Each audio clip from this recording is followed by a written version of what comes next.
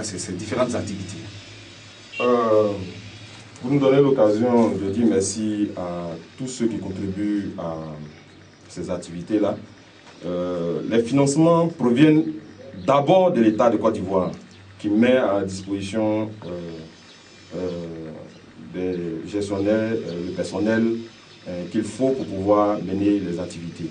Mais je voulais vous dire que depuis 1980, les années 80, le parc national de Taï est soutenu très fortement par la coopération allemande, qui est représentée par la KfW, qui est la banque de reconstruction allemande, et la GIZ, qui est l'organe technique de coopération sur le terrain. Ensuite, nous avons les ONG de conservation internationale, notamment le WWF et la WCF.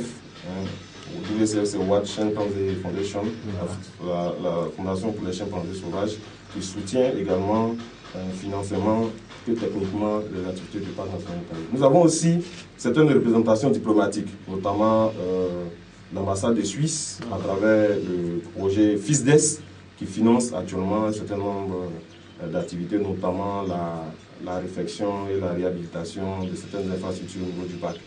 Nous avons également des organisations internationales comme le PNUD, qui finance un certain nombre d'activités, micro-projets. Mais vous me donnez l'occasion également, au-delà de tous ces partenaires financiers, de saluer les partenaires dont l'activité n'est pas forcément monnayable, mais qui contribuent efficacement à la gestion du parc national de Taï. Je vais parler de nos partenaires de l'éducation nationale, dont le grain est là. Je voulais vraiment leur tirer mon chapeau. Je leur dire vraiment merci pour le soutien qu'ils apportent dans la gestion du parc national de Taï. Vraiment.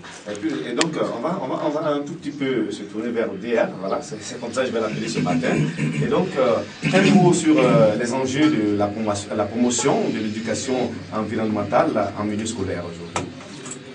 Les enjeux sont multiples. Ouais. Mais avant de pouvoir parler des enjeux, je voudrais simplement dire que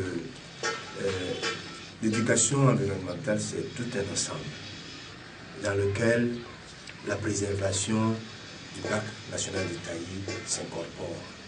Et pour nous, nous estimons qu'il est impérieux pour la Côte d'Ivoire de préserver ce patrimoine qui n'est plus un patrimoine national, qui est un patrimoine mondial. En tout cas.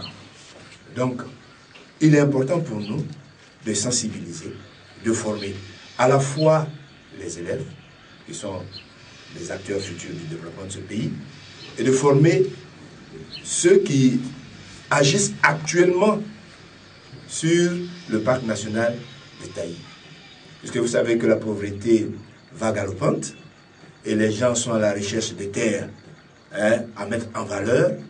Le plus grand ennemi de la forêt en Côte d'Ivoire, c'est l'agriculture. Ah ouais. Vous voyez? Mais comme nous n'avons pas une bonne politique de développement de l'agriculture, on pense que plus d'espace, ça donne plus de production. Or, les Européens n'ont pas beaucoup d'espace. Non, pas du tout. Ils ont très peu d'espace, mais ils produisent beaucoup plus. Ouais. Vous allez en France, il y a 4% d'agriculteurs. Ah oui. Dans la population active, 4%. Mais ils sont les premiers exportateurs en matière de produits agricoles dans l'Union européenne. Donc vous voyez que ce n'est pas l'espace qui fait l'importance de l'agriculture, mais ce sont les techniques et les hommes qui apportent ce développement-là. Donc pour nous, les enjeux sont multiples, comme je le disais. Un, il s'agit de préserver ce patrimoine que nous avons. Et comment le préserver?